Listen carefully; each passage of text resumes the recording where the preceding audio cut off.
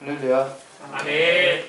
제가 대학교 다닐 때 강의를 이렇게 녹음해서 들었던 과목이 있어요. 모든 과목을 그렇게 한 건 아닌데 강의가 너무 좋아서 이렇게 이제 녹음을 해가지고 제가 직접 녹음한 건 아니에요. 저랑 제일 친한 친구가 녹음을 해서 또 듣겠다 그래서 하나 복사해서 저한테 줬는데 요즘은 뭐 녹음하는 게 쉽죠. 핸드폰 그냥 다 있고 또 MP3 또 레코더라는 거 조그만 거 있어 몇 시간도 계속 하는데 옛날에는 응답하라 뭐 1988 같은 데 나오면 마이마이 뭐 이런 거 해가지고 테이프 넣어가지고 A면 D면 또 이제 시간 막 되면 30분 되면 막 바꿔줘야 되고 막 하여튼 굉장히 번거롭게 그렇게 이제 녹음해서 테이프만 해도 막 하나씩 들으면 엄청나게 이제 많게 이렇게 녹음을 했습니다. 그래서 그렇게 이제 그 강의를 이제 저도 좋아했고 그 친구도 좋으니까 이렇게 녹음해서 저한테 이제 줬는데 육아철학 하시는 교수님이신데 너무 강의를 잘하시고 그래서 다시 들으려고 이렇게 했는데 그게 이제 주자학과 양명학이라는 그런 과목이었어요. 근데 이제 중국 철학인데 둘 다 이제 신유가 철학에 속하는 사람인데 색깔이 너무 틀려요. 이제 주자학이라는 건 이제 주희라는 사람이 이렇게 만든 그 신유가 철학이고 그 양명학이라는 건 왕수인이라는 사람이 이제 만든 신유가 철학이에요. 근데 색깔이 너무 대조돼서 두 사람을 항상 비교해가지고 이렇게 공부를 많이 하는데요. 그 왕양명이라고도 하는데 그 사람은 이제 모든 문제를 마음의 문제로 보고 있어요. 그래서 이제 제자가 이렇게 와가지고 이 세상에 이제 명나라 때 이제 뭐 도둑도 많고 또 전쟁도 많은 그런 시대였거든요, 중국에. 그래서 이제 도둑이 많으니까 선생님 이렇게 도둑이 많고 치안이 안 좋은데 저 어떻게 해결책이 없나요? 이렇게 물어보니까 그 왕수인이 나는 더 큰 문제가 있다. 그러니까 무슨 문제가 있냐? 내 마음에 도둑을 잡는 문제다. 뭐 이렇게 대답하고 이제 전쟁이 많으니까 우리가 이 전쟁에서 선생님 어떻게 이길 수 있을까요? 그러니까 나는 더 큰 전쟁이 있다. 그래서 무슨 전쟁이 있나? 그러니까 내 마음의 전쟁이다. 그래서 이제 이분의 철학은 다 이제 모든 문제의 발생이 마음에서 비롯되고 또 문제의 해결책도 마음이라고 이렇게 얘기를 하는 그런 색깔을 가지고 있습니다. 어떻게 보면은 불교하고 비슷해요. 불교도 이제 철학에서는 유심 철학, 모든 문제가 마음에서 비롯되고 마음으로 해결된다. 뭐 이렇게 얘기를 하고 있습니다. 여러분 이제 빅토르 위고라는 사람의 그 레미제라블이라는 그 글이 있잖아요. 거기 보면 이제 그 빅토르 위고가 한 말 중에 우리 인간은 세 가지 전쟁을 하면서 살아간대요. 그래서 자연과의 전쟁을 하면서 인간이 살아왔죠. 그래서 자연의 장애물들을 극복하고 자연과 싸우면서 어떤 문화, 문명 이런 것들을 만들어냈고요. 또 다른 사람과 전쟁을 해요. 또 다른 나라와 전쟁을 해요. 그러니까 정복을 해나가고 이제 아까 강대국이 되고 뭐 이렇게 이제 또 살아남기도 하고 우리가 또 경쟁 사회 속에서 다른 사람과 사실은 싸우는 거잖아요. 그렇게 되는 또 전쟁이 있고 또 이제 마지막 전쟁은 나와의 이제 전쟁, 나와의 싸움이 있다 이렇게 얘기를 하고 있습니다. 근데 이제 이런 싸움들과 전쟁들이 여러 가지가 있지만 좀 세상적인 관점인데 우리 그리스도인에게도 영적인 전쟁이 있습니다. 그래서 오늘 사도 바울은 영적인 전쟁과 영적인 싸움에 대해서 이제 얘기하고 있습니다. 우리 22절하고 23절 말씀 함께 공독합니다. 23절, 22절, 23절 시작. 내 속사람으로는 하나님의 법을 즐거워하되 내 지체 속에는 한 다른 법이 내 마음의 법과 싸워 내 지체 속에 있는 죄의 법으로 나를 사로잡는 것을 보는도다. 하나님의 법과 죄의 법이 있대요. 그 두 법이 내 안에서 지금 싸우고 우리의 심령은 하나님의 법과 죄의 법이 싸우는 전쟁터고 그래서 우리가 이걸 영적 전투라 그래요. 근데 우리가 지금 아까 많은 전투들을 얘기를 했었잖아요. 그 빅토르 위고 얘기처럼. 근데 자연과의 싸움에서 지면은요, 뭐 사실 그렇게 큰 문제 될 건 없어요. 좀 불편하죠. 자연을 극복하지 못하면 좀 불편하지만 뭐 이렇게 큰 문제는 될 거. 다른 사람과의 싸움에서 지잖아요. 그럼 내가 세상에서 그냥 출세 못하지 뭐 그냥 뭐 큰 문제는 아니에요. 그냥 또 검소하게 살 수 있어요. 내가 그냥 좀 출세 못했다 그러고 살 수 있어요. 그런데 이 영적인 전투에서 실패하고 지게 되면 큰일 납니다. 왜냐하면 영원한 생명을 잃어버리기 때문입니다. 그래서 제일 중요한 것은 우리가 영적인 전투에서 승리해야 된다는 것을 오늘 사도 바울이 얘기하고 있습니다. 그래서 이제 영적 전투의 비결이 무엇인지 오늘 로마서를 통해서 사도 바울이 말씀하고 있는데 세 가지 정도를 이렇게 요약해서 말씀드리면요. 첫 번째는 우리가 영적 전투에서 승리하기 위해서는 율법이 뭔지 알아야 돼요. 율법이라는 것은 구약에 하나님께서 하나님의 백성에게 주신 건데 여기에 죄의 문제들을 집중적으로 다루고 있습니다. 그래서 율법의 기능은요, 첫 번째는 죄를 깨닫게 하기 위해서 준 거예요. 죄가 뭔지 몰랐다가 도둑질하지 말라 그러니까 이게 죄구나, 그걸 깨닫게 된 거예요. 사람들이 간음하지 말라. 근데 옛날에는 뭐 간음하고 그런 게 죄인지 몰랐다가 죄를 깨닫게 되는 거예요. 그래서 율법을 알아야지 우리가 영적 전투에서 이길 수가 있어요. 죄를 알아야 된다는 거예요. 죄를 알게 하는 게 바로 율법이라는 것입니다. 그리고 두 번째는 이 율법은요, 진리로 이끄는 몽학 선생입니다. 옛날에 이 성경이 기록될 때는 이 노예제 사회였거든요. 그 당시에는. 근데 노예들 중에도 똑똑한 노예들이 있잖아요. 그 노예들은 뭘 하냐면 자기 그 주인집의 아들이나 딸들을 갖다가 웬만한 걸 이렇게 좀 교육시키고 가르치는 일도, 가정교사 같은 일도 할 정도로 지능이 똑똑한 노예들이 있어요. 그리고 또 뭐 하냐면은 이렇게 어떤 진리로 있고 학교까지 데려다주는 역할도 이렇게 하는 거예요. 그래서 진리까지 이끄는 역할을 이제 몽학 선생이 하는데, 사도 바울이 이 율법을 갖다가 진리 자체인 예수 그리스도로 인도하는 몽학 선생이거든요. 하나님께서 구약의 율법을 주신 이유는 율법이 나쁜 게 아닙니다. 율법을 통해서 복음이 완성되는 거예요. 대립적인 게 아니에요. 율법을 통해서 우리가 죄가 무엇인지 깨닫고요. 죄가 무엇인지 깨닫는다는 건 뭐예요? 내가 죄인임을 알게 된다는 거예요. 그 전에 몰랐는데 율법을 통해서 보니까, 율법의 거울에 비춰보니까 내가 죄인이라는 걸 깨닫는 거예요. 또 한 가지는 내가 이 율법을 다 지킬 수 없구나, 이걸 깨닫게 돼서 예수 그리스도 메시아에 목말라지게 되는 거예요. 그래서 구약의 그 유대인들은 예수 그리스도의 메시아를 기다리고 대망하고 그런 기능을 율법이 주는 거예요. 율법을 자꾸 지키려고 하는데 못 지키게 되는 거죠. 그래서 내 힘으로 안 되는구나, 메시아가 오셔야 되겠구나 하는 것을 깨닫게 되는, 이것이 바로 이제 율법의 기능입니다. 두 번째, 영적 전투에서 승리하려면요, 자아의 분성을 알아요. 우리 뭐 손자병법에도 지피지기면 백전백승이라 그러잖아요. 적을 알고 나를 또 알아야 돼요. 적만 알면 안 돼요. 율법에 대해서 우리가 알아야 되지만 또 내 자신이, 율법을 내가 지키고 율법을 적용해야 될 내 자신이 어떤 인간인지를 알아야지 우리가 영적인 전투에서 승리할 수 있습니다. 우리 14절하고 15절 말씀 함께 봉독합니다. 14절 15절 시작. 우리가 율법은 신령한 줄 알거니와 나는 육신에 속하여 죄에 팔렸도다. 내가 행하는 것을 내가 알지 못하노니 곧 내가 원하는 것은 행하지 아니하고 도리어 미워하는 것을 행하니라. 아멘. 예수 믿고 나서, 거듭나고 나서 나는 거룩함을 향하고 선한 것을 향한 소원이 있지만 우리에게 그것을 다 이룰 수 있는 능력이 여전히 부족하다. 이게 인간의 모습입니다. 그래서 인간은 우리가 항상 성령 충만함을 계속해서 간구해야 되고, 그래서 쉬지 말고 기도하라는 이유 중에 여러 가지 이유가 있지만, 영적인 호흡이기도 하지만 하나님의 도우심, 성령님의 도우심을 계속해서 공급받기 위해서 매일매일 기도로 나아가야 된다는 것입니다. 그래야지 우리가 영적 전투에서 이길 수 있습니다. 어저께까지 이겼다 그래서 오늘 이길 수 있는 보장이 없어요. 오늘 또 힘을 공급받아야 돼요. 만나도 마찬가지잖아요. 하나님의 말씀도 지금까지 우리가 먹어가지고 건강해진 것도 있지만 오늘 또 먹어야 되잖아요. 육의 양식도 마찬가지죠. 내가 뭐 30년, 40년 이제 밥 먹었으니까 이제 그만 먹어야지, 이런 사람 없잖아요. 지금까지 먹은 그 많은 그 음식들이 우리의 생명을 유지시킨 것이지만 오늘 또 새로운 음식을 먹어야지 또 오늘 건강하게 살 수 있는 거예요. 영적인 양식도 마찬가지입니다. 여러분 지금까지 신앙생활 하시면서 뭐 설교 말씀 얼마나 많이 들었고 성경 많이 읽으셨지만 그 영의 양식들 뿐만 아니라 오늘에 또 필요한 양식이 있어요.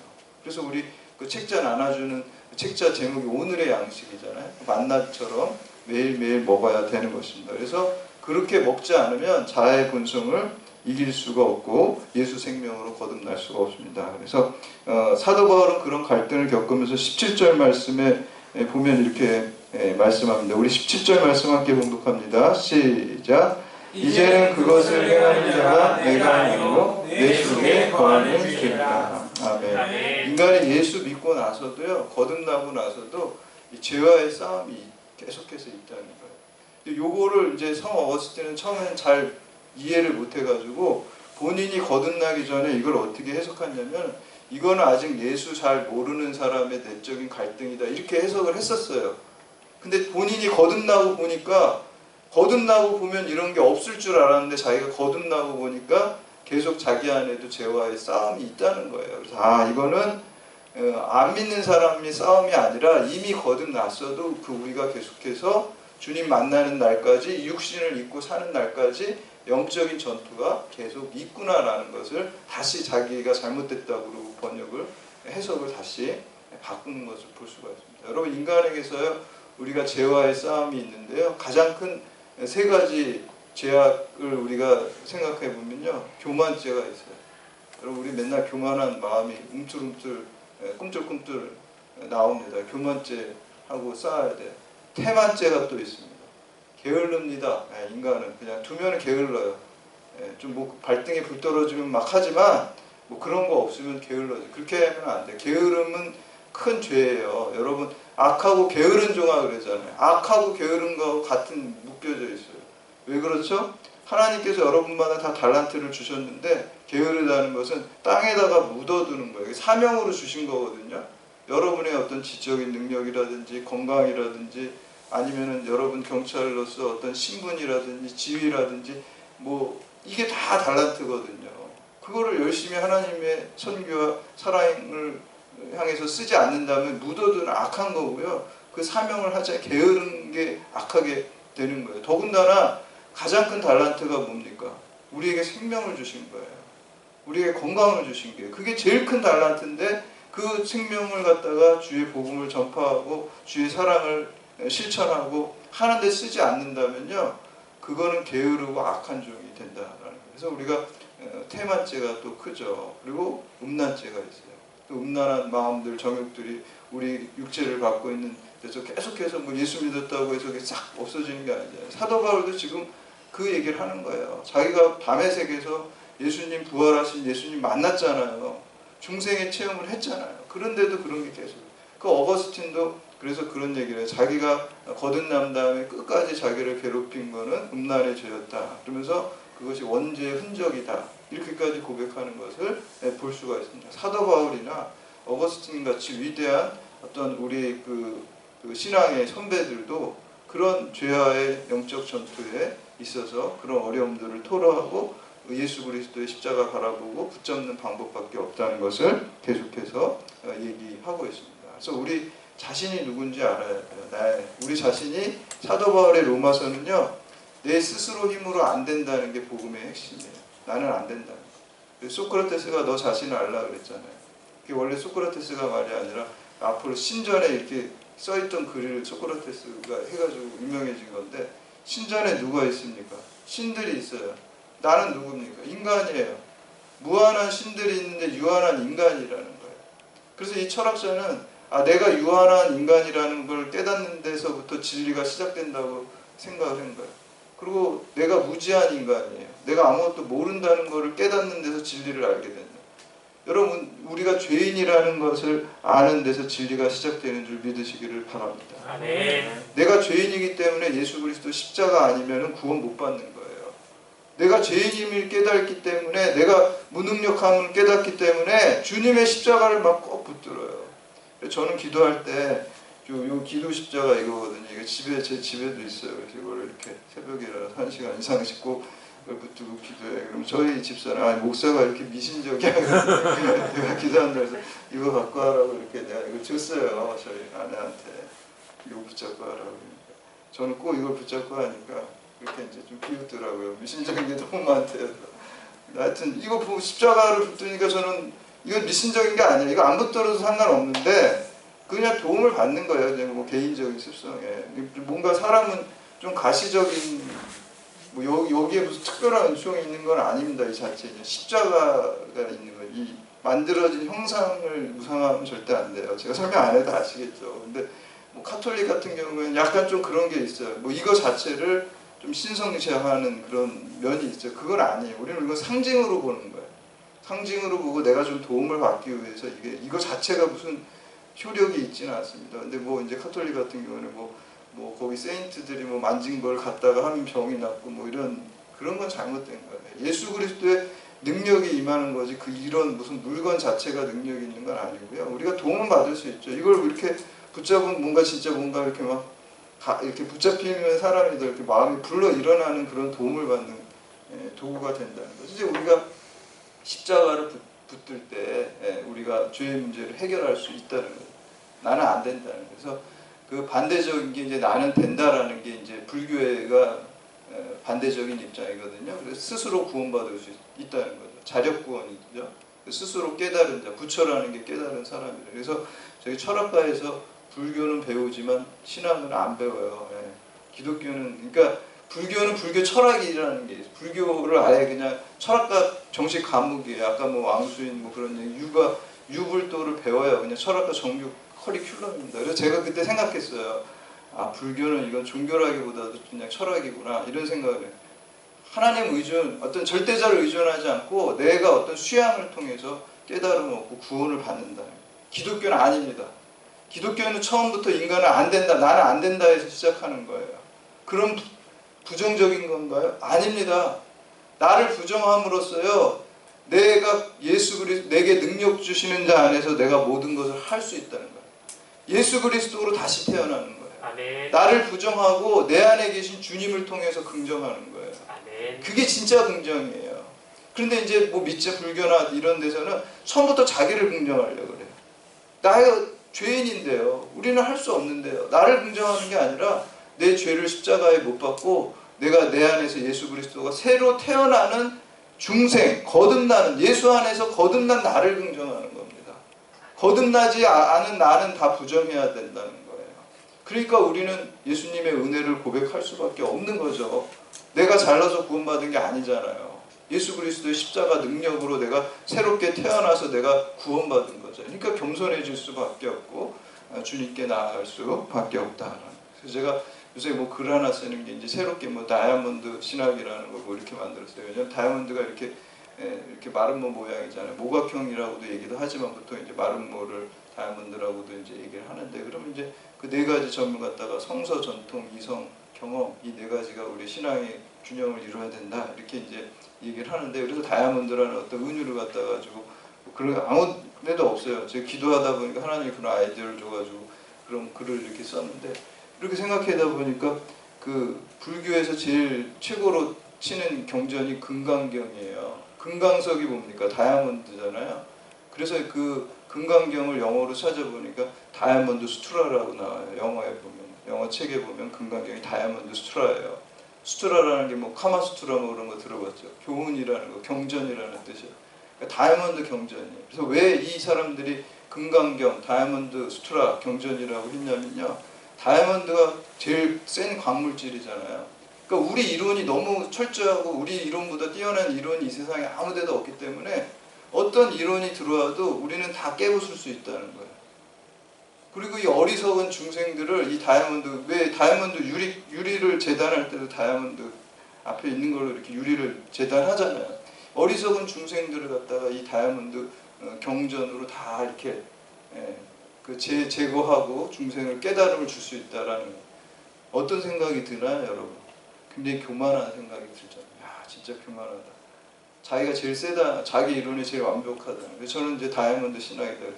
이거는 고린도 그 후서 4장 6절에 이 질그릇 안에 이 보배를 가졌으니 그 질그릇 안에 있는 보배가 예수 그리스도잖아요. 그래서 이 이론이 비록 뭐 다른 게 들어오면 깨질 수 있죠.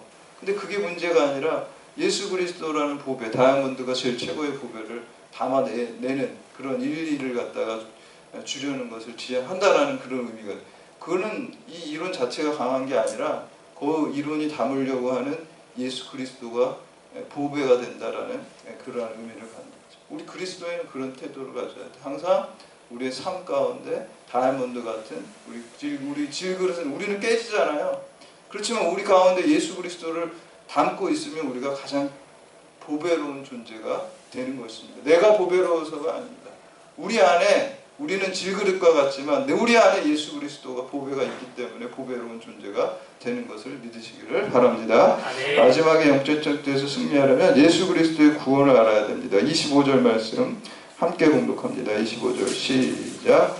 우리 주 예수 그리스도로 말미암아 하나님께 감사하리로다. 그런즉 내 자신이 마음으로는 하나님의 법을 육신으로는 죄의 법을 섬기느니라. 아멘. 만약에 이 7장 마지막 절이 25절이 없었다면 로마서 7장은 굉장히 비극적인 장이었습니다. 그러나 예수 그리스도가 있기 때문에 예수 그리스도가 결론이기 때문에 우리가 진리와 생명이 있게 되는 것인 줄 믿으시기를 바랍니다. 그래서 우리가 예수 그리스도께 감사한다라고 말씀하고 있습니다. 이게 결론입니다. 여러분. 항상 예수 그리스도가 결론이 되고요. 여러분 하나님의 은혜로 여러분들이 잘 되고 여러분들을 통해서 뭐 놀라운 기적과 같은 역사들이 나올 때 그 영광을 항상 예수 그리스도에 감사하노라. 이 사도 바울의 고백과 모든 영광을 하나님께 돌리시는 여러분들 되시기를 바랍니다. 그래서 모든 그리스도인의 삶의 목적은 고린도전서 10장 31절 너희가 먹든지 마시든지 무엇을 하든지 다 하나님께 영광을 위하여 하라 그랬어요. 이걸 늘 마음에 새기시기를 바랍니다. 우리가 목적을 알고 살아야지. 인생의 목적이 뭐예요? 그러면 그냥 우물쭈물하면 안 돼요. 우리가 고린도전서 10장 31절 말씀하면 돼요. 난 내 인생의 목적 하나님의 영광을 위해서 사는 것입니다. 이렇게 얘기할 수 있어야 된다. 그 의식을 가지고 여러분들이 뭘 하든지 항상 결론은 예수 그리스도. 결론은 하나님께 영광을 이렇게 이루시고 여러분들을 통해서 그게 가장 축복받는 인생입니다. 하나님께 영광 돌리고 또 영생을 이루시는 그러한 여러분들 다 되시기를 주님의 이름으로 축원합니다. 아멘.